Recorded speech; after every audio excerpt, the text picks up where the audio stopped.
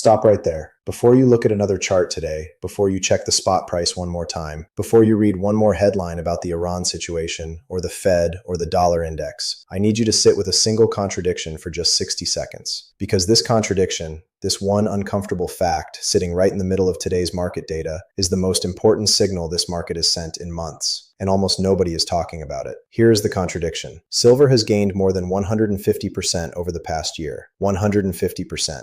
In 12 months, silver has more than doubled. That is one of the strongest single-year performances of any asset class on Earth. Gold is sitting at $4,628 per ounce, a level that would have sounded like science fiction to anyone watching this market 5 years ago. Central banks are buying. Industrial demand is structurally growing. The monetary case for hard assets has never been stronger. Every fundamental indicator that precious metals investors have been waiting years to see is firing simultaneously, and both metals are losing the week. Today is Saturday, May 2nd, 2026. Asian guy here. And what I need to walk you through right now, step by step, layer by layer, is why that contradiction is not a paradox. It is a trap. A specific, mechanical, historically documented trap that this market sets for investors at a very particular point in a precious metals bull cycle. And the investors who do not understand the trap are going to do exactly what the trap is designed to make them do. They are going to look at a second consecutive weekly decline. They are going to look at gold pulling back from its highs. They are going to look at silver still sitting 18% below where it was when the Iran war started. And they are going to conclude that the move is over, that they missed it, that the 150% is the story and not the opening chapter. That conclusion is wrong. And by the end of this video, you are going to understand exactly why it is wrong, what is actually happening inside the mechanical engine of this market right now, and what the data that nobody is covering today is telling you about where this goes next. Let me show you the engine. Because the price you are watching right now is the exhaust, and the engine is building pressure in a direction that the weekly decline is deliberately designed to hide. Let me start by being completely precise about what is actually happening this week, because the financial media has given you the headline without giving you the mechanics. And the mechanics are everything. Gold and silver have posted a second consecutive weekly decline. That is true.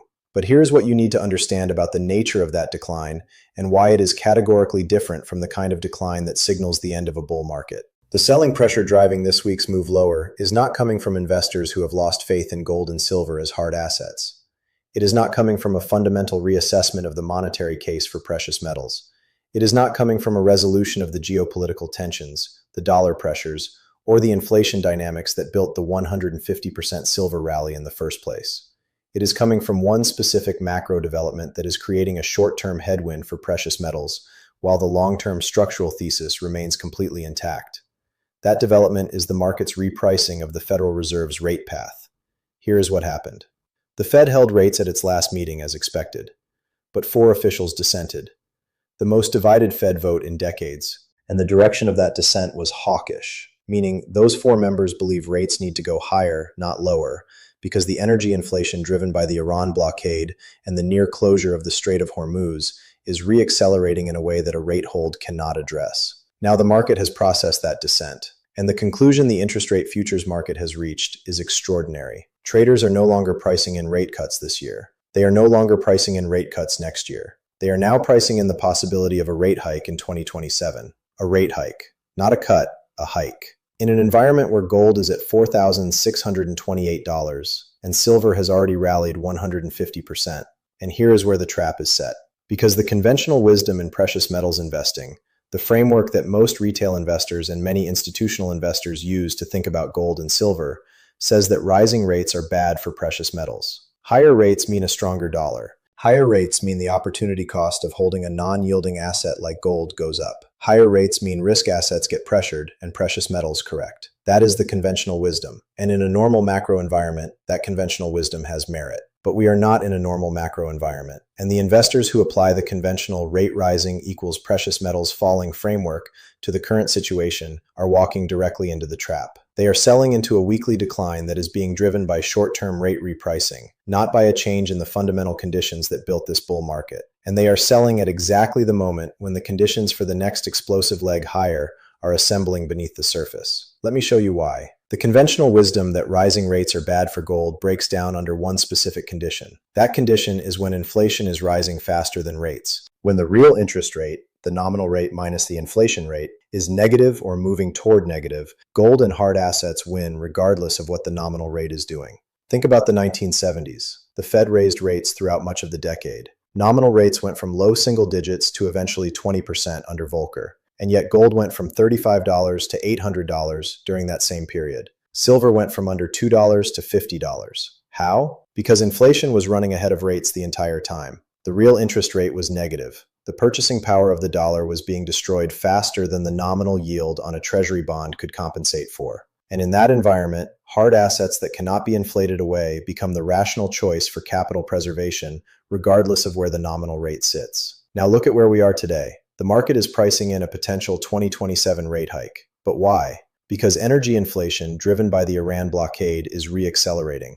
Because the Strait of Hormuz disruption is feeding into supply chain inflation across the entire global economy. Because core PCE, the Fed's preferred inflation measure, just came in hotter than expected. Because initial unemployment claims just hit their lowest level in nearly 50 years, meaning the labor market is tight enough that wage inflation remains a persistent pressure. In other words, the market is pricing in a rate hike because inflation is proving more persistent and more structural than the models predicted. And persistent structural inflation that forces central banks to raise rates is not bad for gold. It is the exact environment in which gold and silver have historically delivered their most dramatic returns. Because rates chase inflation, they never quite catch it. And the gap between where rates are and where inflation is, that gap is the engine of precious metals bull markets. The trap is this: the short-term rate repricing, the market digesting the possibility of a 2027 hike, is creating selling pressure on gold and silver right now.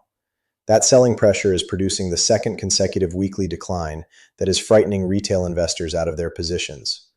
But the reason rates might go higher, the persistent inflation, the energy supply disruption, the structurally tight labor market, is the exact same reason gold and silver are going significantly higher over the next 12 to 18 months. The short-term headwind and the long-term tailwind are being created by the same underlying force. The investors who see the weekly decline and sell are responding to the short-term headwind.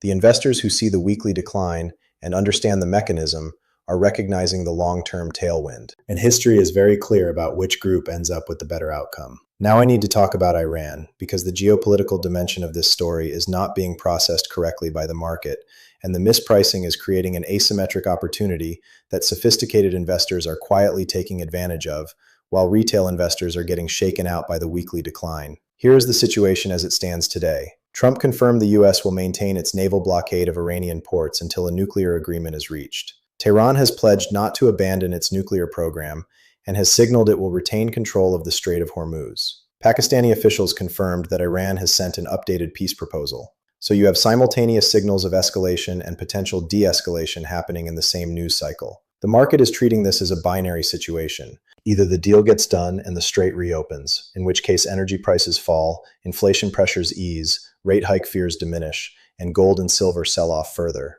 Or the deal falls apart completely and the situation escalates, in which case gold spikes hard on safe haven demand.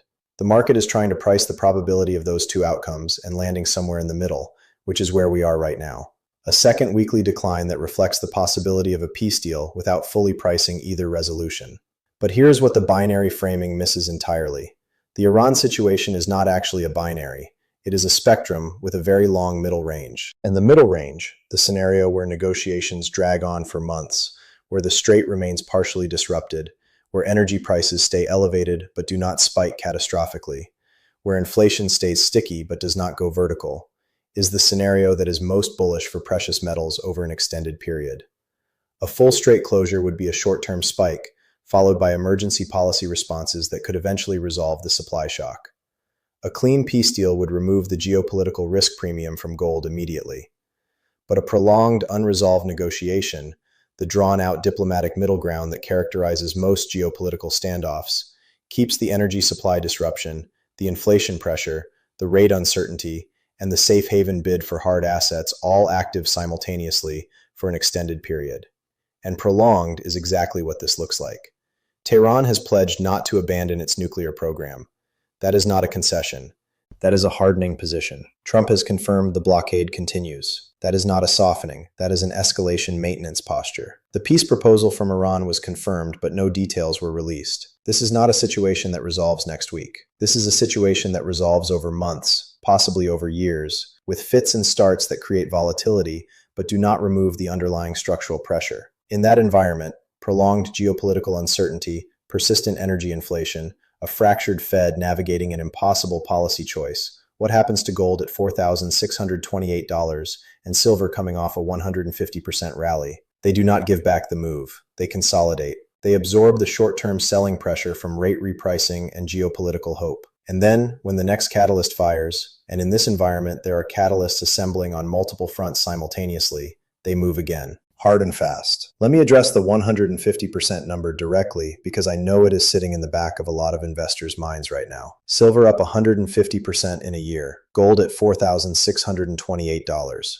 These are not small numbers. And the natural human reaction to those numbers, especially when the market is pulling back for a second consecutive week, is to wonder whether you are late, whether the move has already happened, whether the easy money is gone, and what is left is just the volatile, dangerous final phase before the inevitable crash. I understand that reaction. It is psychologically rational, but it is historically wrong. And I want to show you exactly why using the data from every major precious metals bull cycle in the modern era. Start with the 1970s bull market. Between 1971 and 1974, silver ran from under $2 to nearly $6.50, a gain of over 200% in 3 years. At that point, any investor looking at the chart would have seen a massive move and concluded that the easy money was made. In 1974 to 1976, silver corrected back to around $4.